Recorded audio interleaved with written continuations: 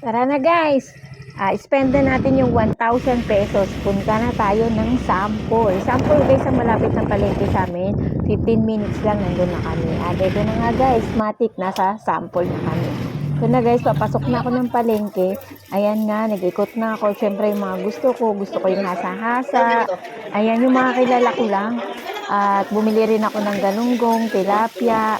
At magkakasyain lang natin yung 1,000. Siyempre, lagyan natin ng baboy at manok. Uwi na tayo, guys. Papakita ko sa inyo kung ano yung nabili ko sa halagang 1,000 pesos. Eto na, guys.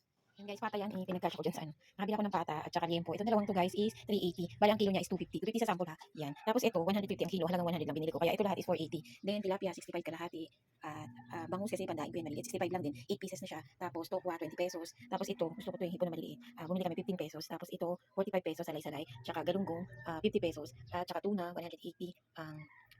Ay, hindi, 150 lang pala. 150 ang kalating kilo. Ang total is 890. Yung 110, binili ko na lang mga panlaho. Sobrang mahal ng kamatis, guys. 160. At ito, bumili ako ng sumanlihiya. Personal na pera ko na to. Lanzones at saging. Guys, sadyang sobrang mahal ng bilihin. Hindi ako nakabili ng gulay dyan. Siguro pag may gulay, umabot ako ng mas mataas pa. Kaysa may tanim ako. Kaya nakatipid ako ng bonggang-bongga.